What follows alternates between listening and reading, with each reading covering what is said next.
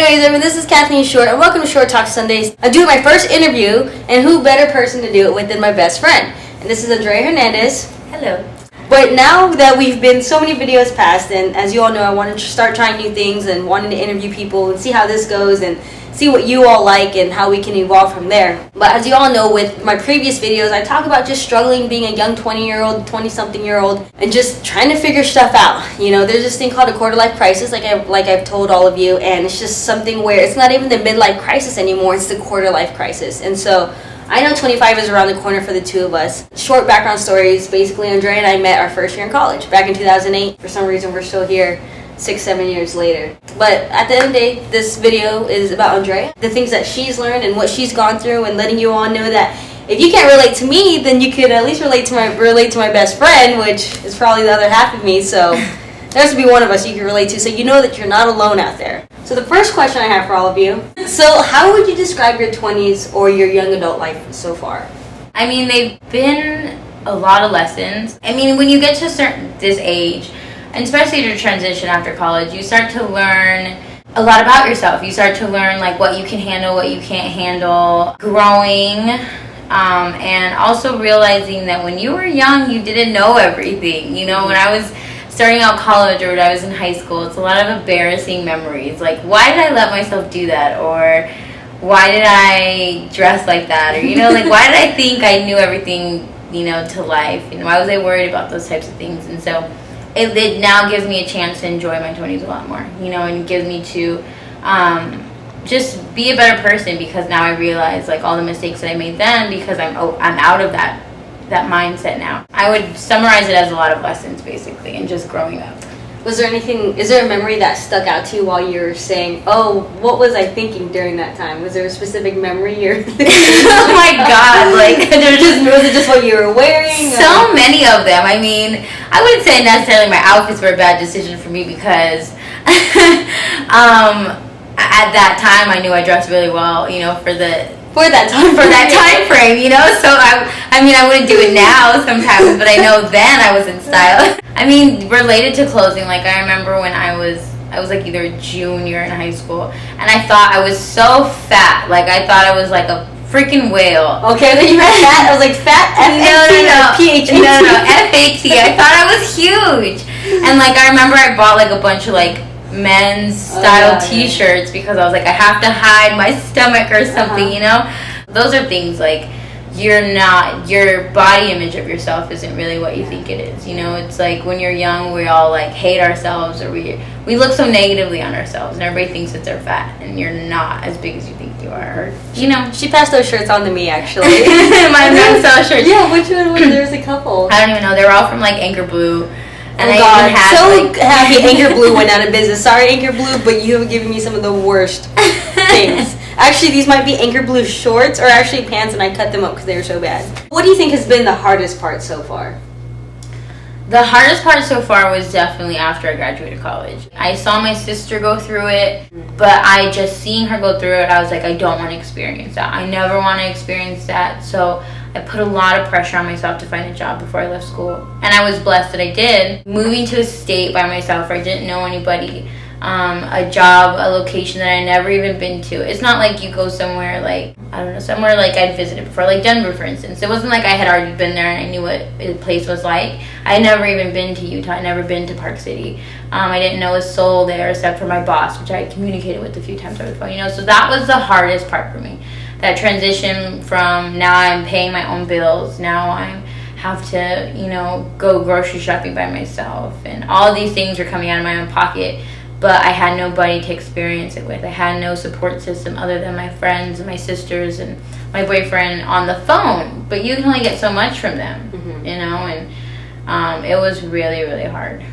Do you felt like you were just like thrown into the deep end? In a way, yeah. And I mean, I volunteered for it obviously because I took that job, and I loved it in Utah. If I had even found just one friend out there, I probably would have stayed. I loved the city and I loved the state, and it had all 4 seasons and all those things, but it was like I was doing it all by myself. I was just completely alone, and it was scary, you know. I had no support system. And when you're in school, you're used to having people around all the time.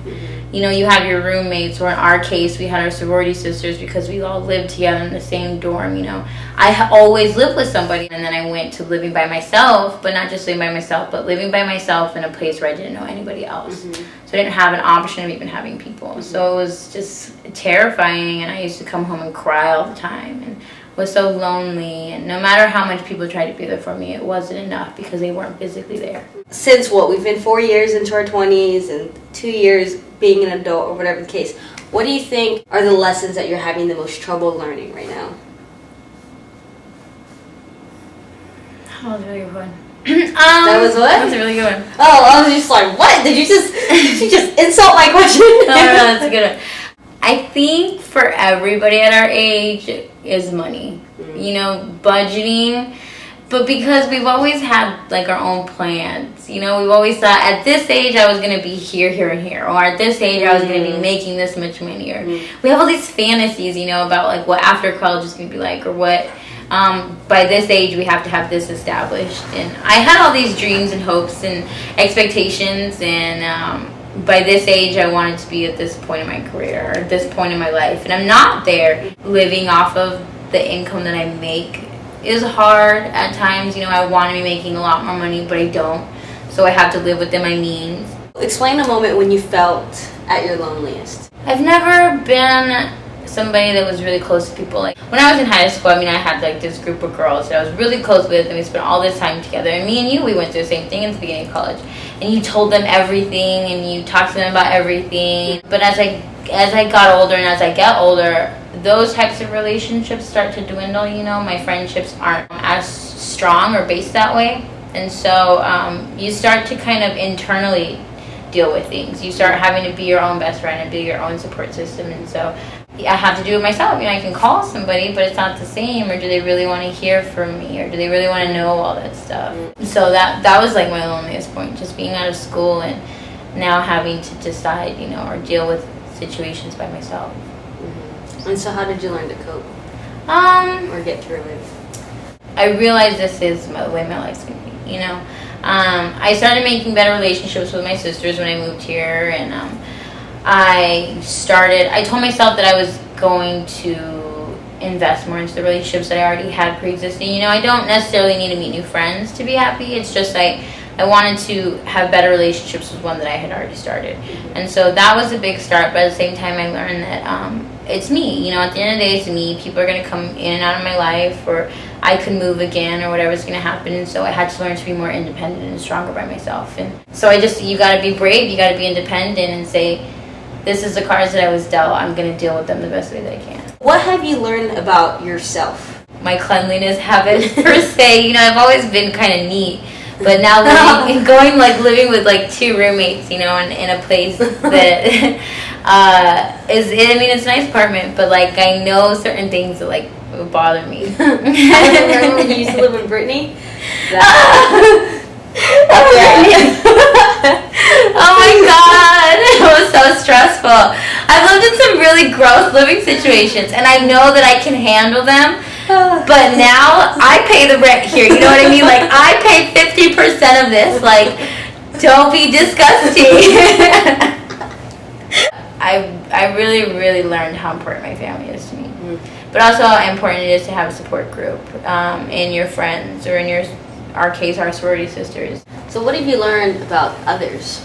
I mean, we all like crave relationships, you know, we all want a support system, and we all find it in different places. Being nice to somebody can get you really far. We all want to have good relationships with people. Like, we all want to have a best friend, or a person that we can count on no matter what. And so knowing that everybody wants that, and that we're all going through something in our own way, you know, makes me want to be a better friend or a better person to them. Also, what I've learned, for at least people our age, you know, single women, everybody's looking for somebody to love them. Being single out there in the world, opposed to being single in college, it's really different. I learned that about people. Everybody just wants to have good relationships, whether it be a romantic one or a personal one. Or to sum it all up, what are the 3 lessons that you've learned in your 20s so in far? my 20s? Yes. not to have high expectations. You know what I mean? Like, your life is gonna not go as you plan. Basically, just, you gotta go with the flow. Learn to enjoy what it is. Well, right now, you know. Another lesson in my 20-somethings that I've learned, it's not gonna be anything like what it was before. It's completely different. You know, like coming from college, your life now is not what it's gonna be like in college. Your life now is not gonna be like what it was like in high school. Gosh, and if it was. You know, you're not going to live like that forever, and it's not going to always be like that. So don't expect it to be the same. Don't look for your friendships to be the way they were in college, or don't look for the way you live to be the way it was in college. You know, it's just, you have to accept it. Things are ever changing, and now that we're at a certain age, they're going to continue to change, and you have to learn to adapt to them. And the third lesson? Spend my money wiser. Well, technically it's not a lesson because you haven't learned it yet. True. Think about what you really spend your money on, though. That's kind of something that I have learned. I learned that I would much rather spend my money on traveling. I don't need things. I have everything and more than what I need. I'm blessed enough that I have a steady income that provides me food on my table and a roof over my head. I have everything that I could ever need, plus some.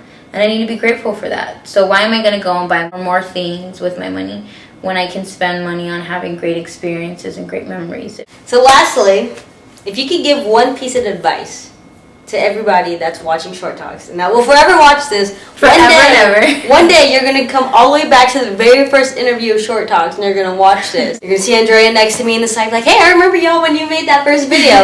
If you could come closer and tell these people right here. Do you want me to come closer? Come closer, like, just talk to them. If you could give them one piece of advice.